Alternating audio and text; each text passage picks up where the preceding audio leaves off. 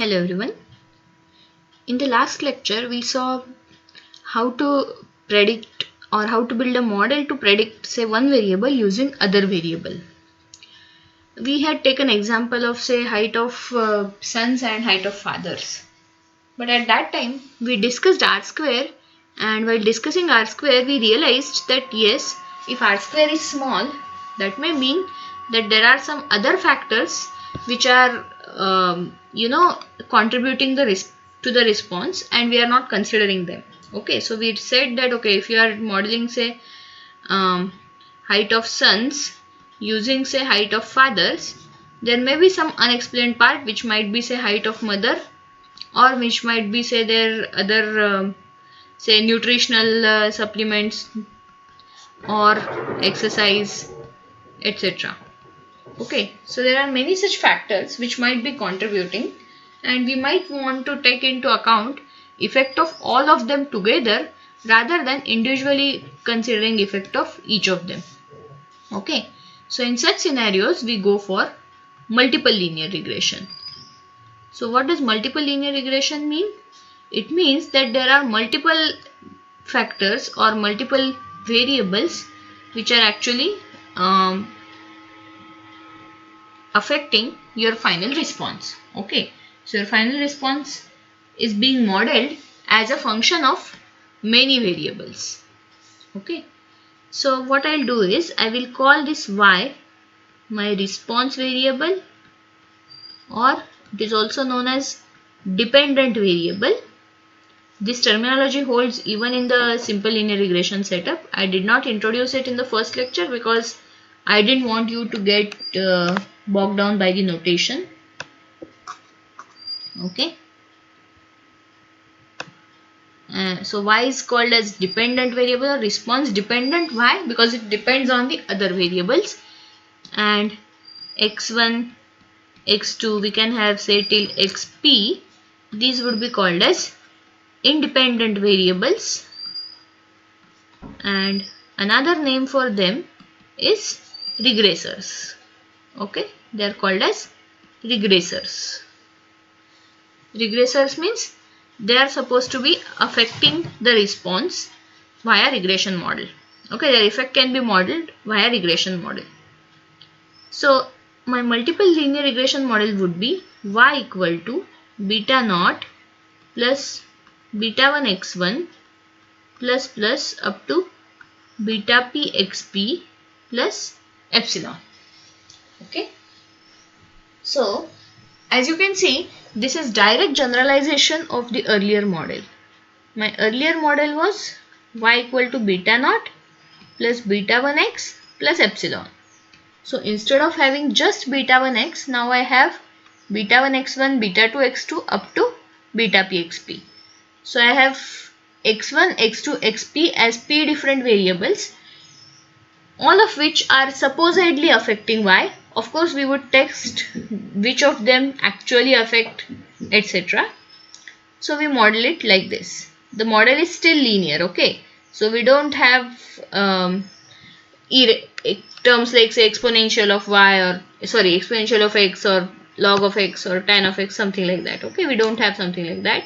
We have still a linear model.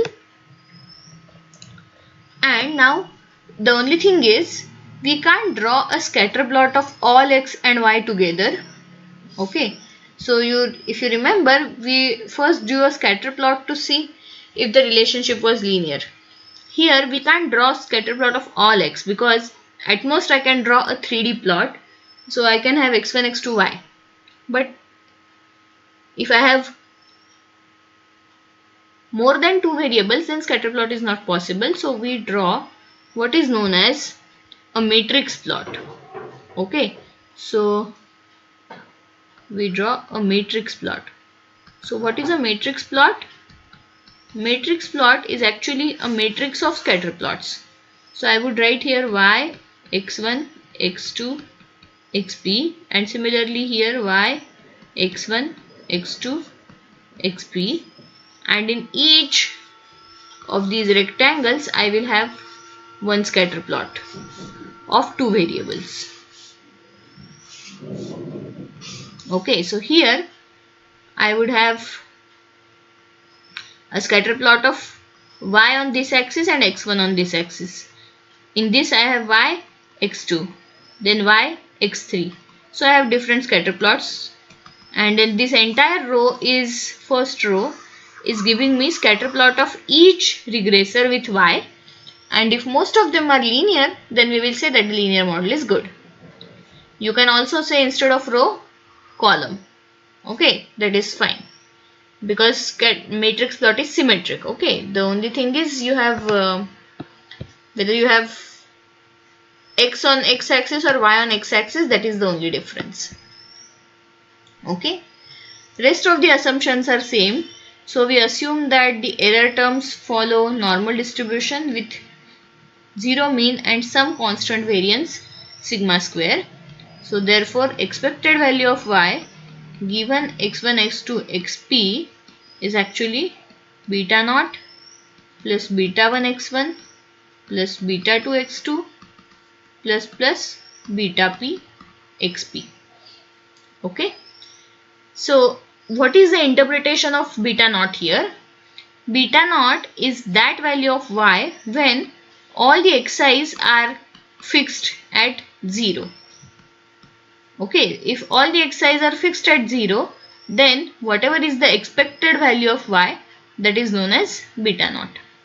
Okay, then what is the interpretation of other betas? Means, say for example, I want to see what is the interpretation of, say, beta 3. Interpretation of beta 3 would be, it is same as expected change in y for a unit change in x3, because I am talking of beta 3. So expected change in y for a unit change in x3 if all other xi's are kept constant, means they are not changed. If all other xi's are kept constant. What do I mean by this? Okay, let me give example. We will again use that father height, mother height, son height example.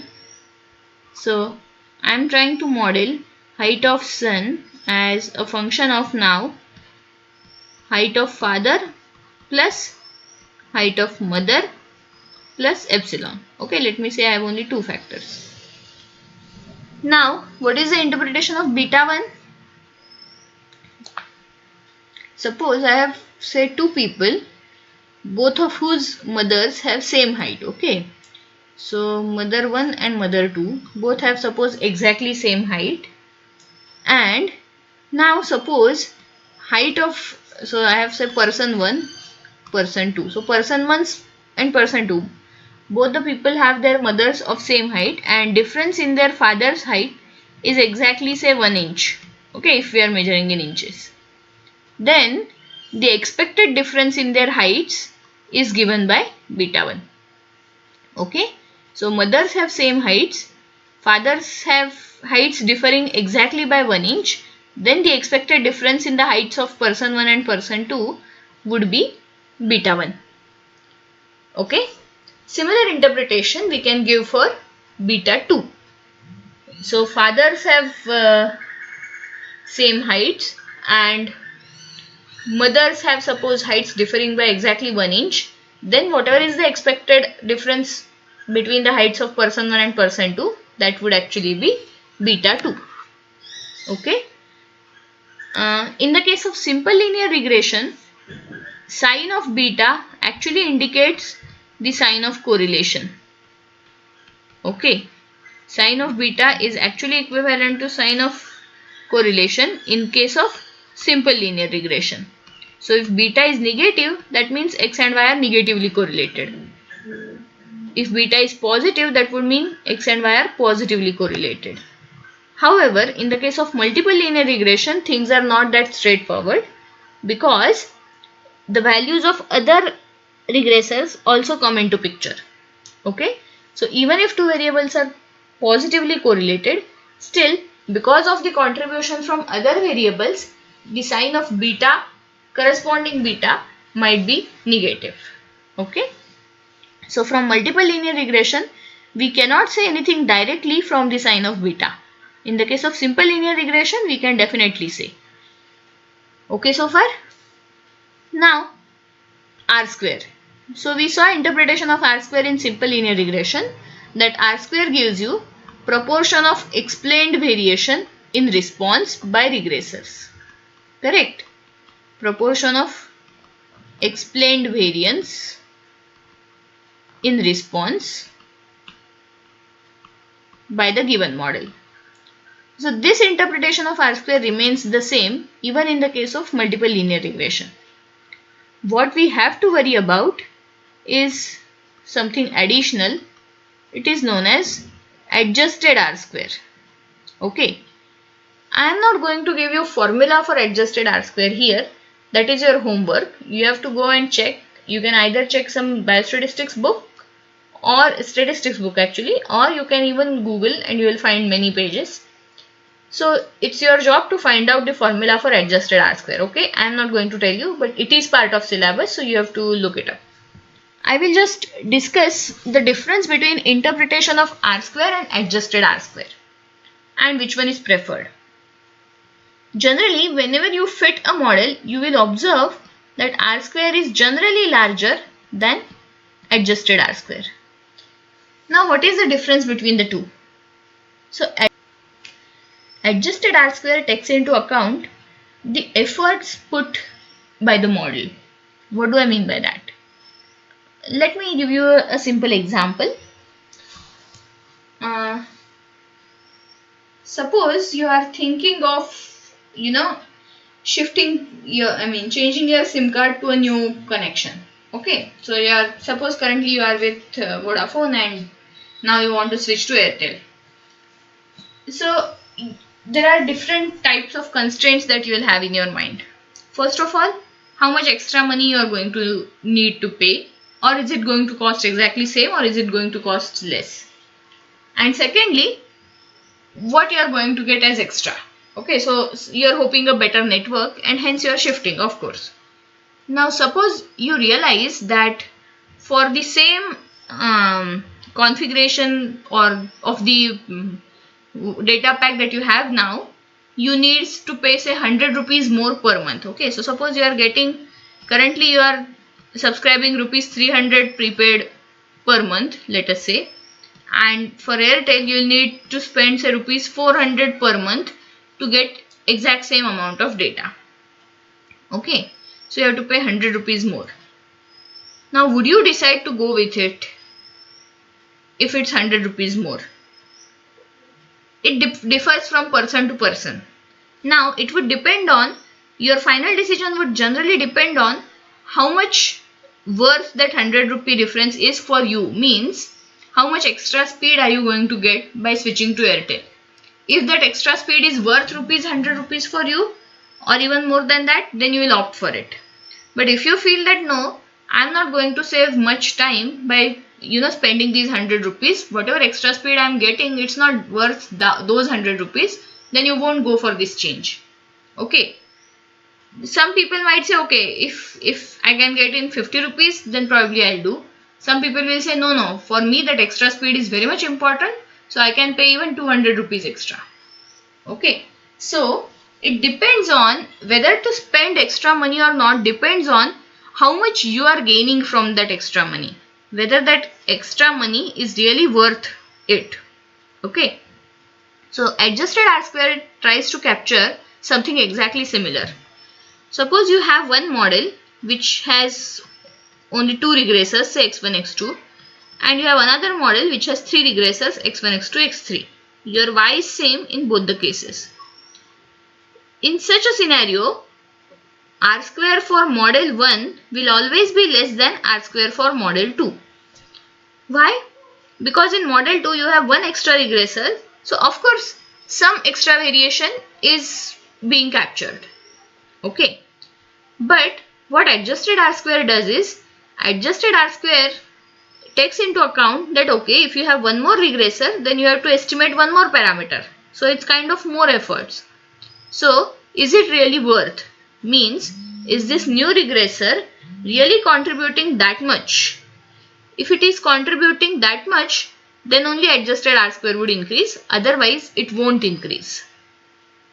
Okay, you might have experienced something similar in say group projects. So you might say, okay, we'll work in a group of size 3, and someone else says, okay, no, let me come to your group. So you are going to add that person to your group ideally only if that person is going to contribute something worth. Okay, otherwise you won't want to add that person. Okay, so it is similar. So you want to add a new regressor in the model only if the contribution of that new regressor is significant. So adjusted R square tries to capture that. So adjusted R square will increase only if the new regressor is contributing significantly to the model. Okay, otherwise it won't increase. Is it okay? Hence, in multiple regression, whenever you want to choose a model, you should focus on adjusted R square and not R square. You should compare adjusted R square values for two models and decide which model you want to go with. Is it okay? So let us try to fit multiple linear regression to the Bayes data again. We know that weight can be predicted in a pretty good manner via neck girth and chest girth, whereas head width and head length were not that great. Now let us go for a multiple linear regression model which can take into account all these predictors together. So now response is weight and continuous predictors are age, head length, head width, neck girth, chest girth. And you can have categorical predictor also. For example, sex is a categorical predictor because it doesn't take any continuous values, but yes, it can be helpful. So we will talk about categorical predictors later. So right now we will leave it. Okay, so let me try to fit this model. And today we have to see residual diagnostics also. So I would go for the graphs also. So I would plot standardized residuals. Okay, standardized residuals, and let me say 4 in 1. We don't want separate graphs, all 4 graphs in one panel. Okay, so we will interpret these graphs later. First, let me come to the model interpretation. Okay, so this is the equation. This is your intercept, then age has this coefficient, head length, head width, neck girth and chest girth. Let us now see multiple things. So, okay, you can see here actual R square is 96.3, adjusted R square is 95.7. So, definitely this model is giving something better than the earlier model which we fitted in the last lecture, which had only one regressor. Okay. Now, we did say that we are going to test significance of each regressor. So, this p-value is for individual regressor. Whatever we did in simple linear regression, similar thing is happening here. So, you can see here for age and for neck girth and chest girth, these three, p-value is less than 0.05. Okay. So, these three are definitely significant, that is, they are definitely contributing to the model. Whereas head length and head width, p-value, for example, especially head width, p-value is quite high. So, head width is not contributing much to the model. Okay, it's not adding much to the model. Head length is adding up to some extent, means at 10% level if I want to consider, yes, it is giving some contribution, whereas at 5% it is not. So let us note these down, R square and adjusted R square, and let us fit a model without head width and see what happens, because we saw head width is clearly useless. So now let us fit a model without head width and see what happens.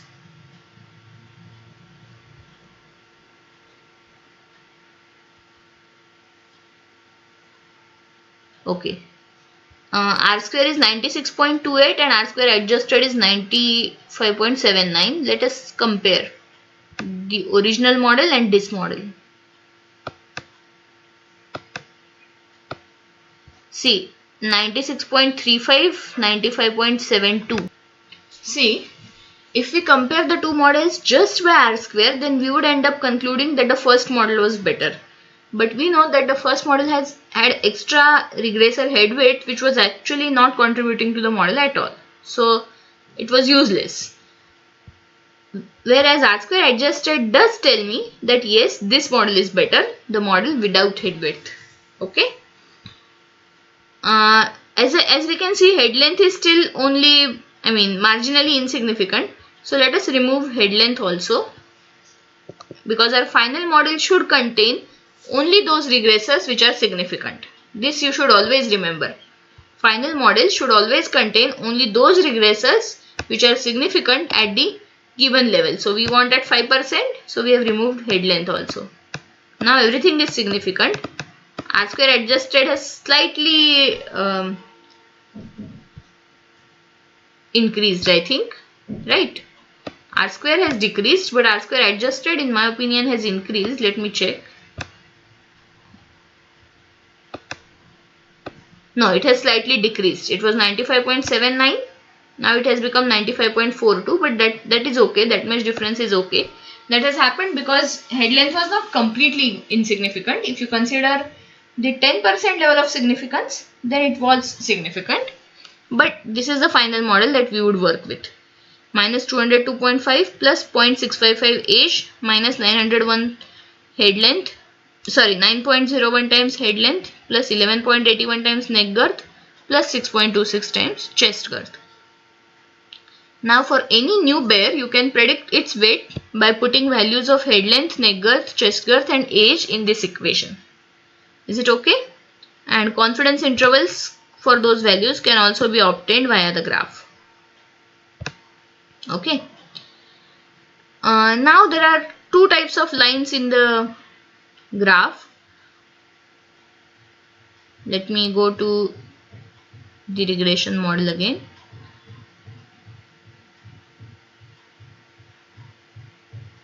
So in graphs, okay, fine. Only these, fine. We will now check the residual plots. What are supposed to be interpretations of these residual plots?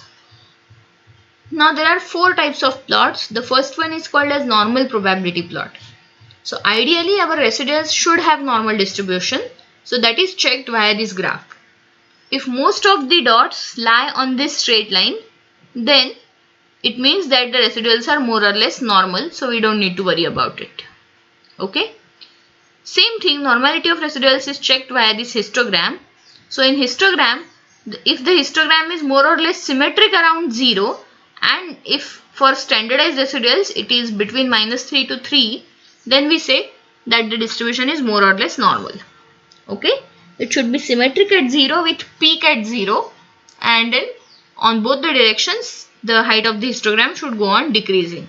So here actually the situation is not that great.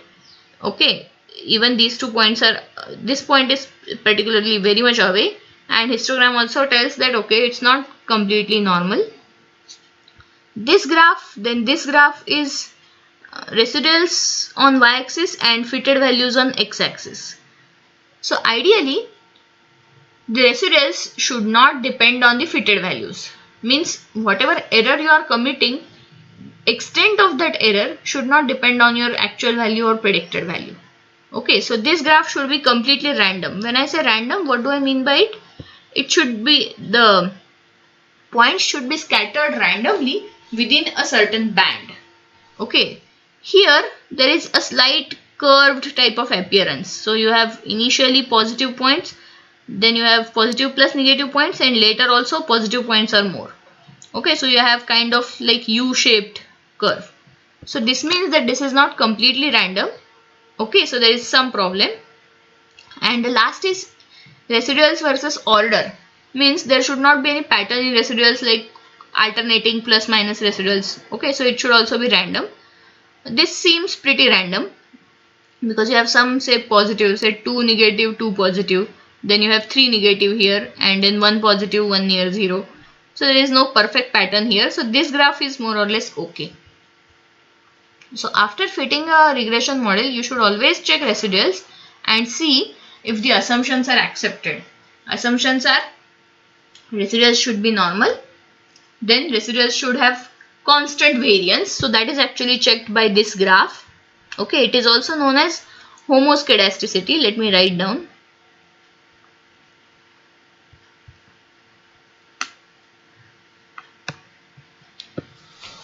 Okay, so the assumptions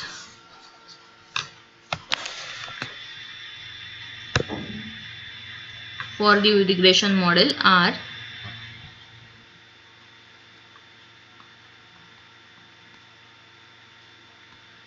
first one is residuals should be normally distributed.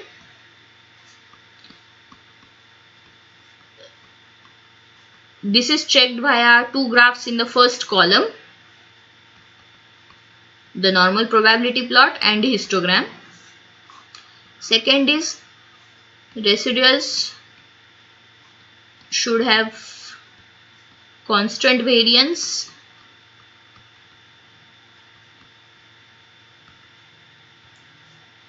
It is same as saying that they should not be correlated with the fitted values, that is they should be uncorrelated with the fitted values or the actual values. So this is checked via first graph in the second column. If they have more or less same variance, then their spread is more or less same for different fitted values. That's why they should be in a band. Okay, this is spread. Whereas right now we have something like this. So initial ranges spread is low, here also spread is low, whereas here the spread is high. Okay, so this is not good. And the third is residuals should be uncorrelated with each other. Or you can say they should not be serially correlated. So whatever was my earlier residual should not help me in predicting the next residual.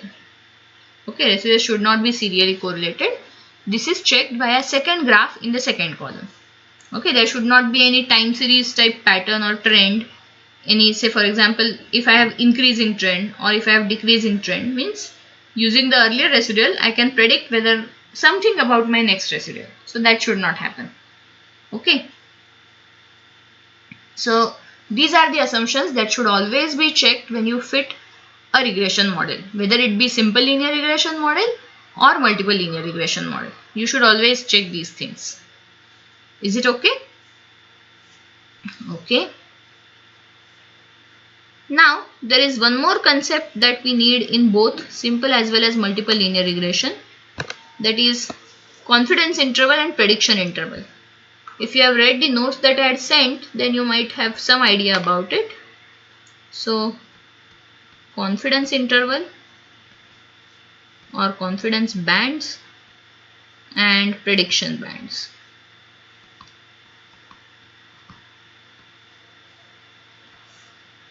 For this we first need confidence interval of coefficients, that is beta naught, beta 1, etc., beta p. This holds for whatever discussion I am doing, this holds for simple linear regression also. So suppose I have beta naught, beta 1, beta p as the coefficients in my model. We can estimate these betas. So even in multiple linear regression we do estimation via least squares. Okay, the method of least square or principle of least squares. We won't go into the formula because it involves matrix operations and I am not sure if all of you are comfortable with it. Okay, so you get estimates of beta. Of course these are estimates, these are not perfect, so you can provide some range for them instead of point estimate. So you can give what is known as 95% confidence interval for betas. Okay, so probable range. So beta naught had minus something and beta naught had plus something. So this is a range which is in which beta naught is most likely to occur, something like that. Okay, now using this confidence interval, what I know is whenever I want to predict a new value, using say lowest value of beta naught I might get something and highest possible value of beta naught I might get something. Okay, this is technically not the highest possible value. If I want to go 100%, I might have to go from minus infinity to plus infinity. But what I mean is from the upper bound and lower bound of 95% confidence interval, we can get different predictions. Okay. So that is something which is used here in getting confidence bands and prediction bands. So confidence bands are generally for expected value of the prediction and not for the actual prediction. Okay. Because averages have low variance. You know variance of x bar is sigma square upon n. Variance of individual x is sigma square, just sigma square, but variance of average x bar is sigma square by n.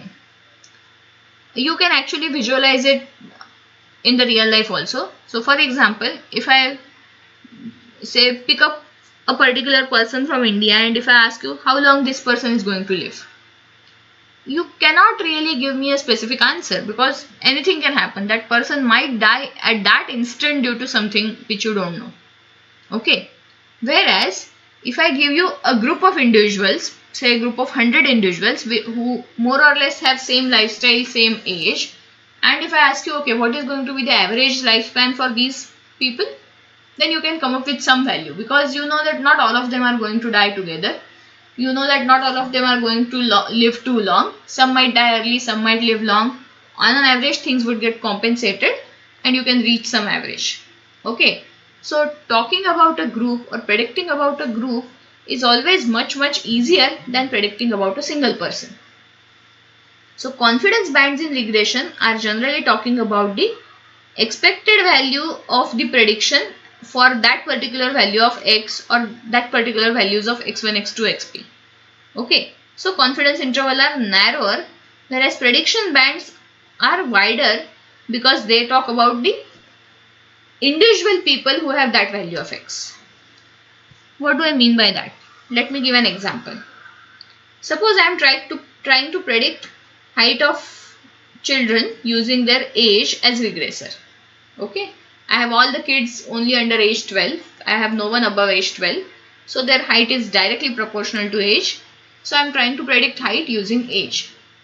Now if I give you a particular person and I say, okay, so this is a person who is aged say 12 years and predict his or her height, then you will use prediction bounds to give an interval, because that individual person might be, you might have say lower than average height or higher than average height due to some other factors like genetics. Okay, so if I want you to give a range for height for this person, you would tend to give me a wider range, which is actually known as prediction bands or prediction intervals. Whereas if I now ask you, okay, consider all the 12-year-olds in India, what is the average height of 12-year-olds? Give me an interval for that average height.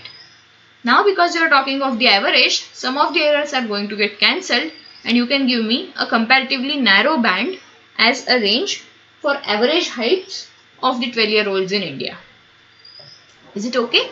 So this is the difference between prediction bound and confidence bound. Confidence bound gives you interval for expected value of the output at that value of input, whereas prediction bounds give you an interval for actual value of say single individual's output for that particular value of input. Okay, so these were some of the important concepts from multiple linear regression. I hope now you have some idea about what we mean by all these things. In the next lecture, we will try to see what to do if the residual assumptions are not met. So we wrote down some assumptions and we saw graphs via which we can, they are also called as diagnostic plots, residual diagnostic plots. So we saw those graphs via which we can judge whether the particular assumption is satisfied or not. So in the next lecture, we will see, in the case of simple linear regression, some alternative approaches, means what to do if some of these graphs are not behaving as expected, how to fix that. Okay, so for today let me stop here. Thank you.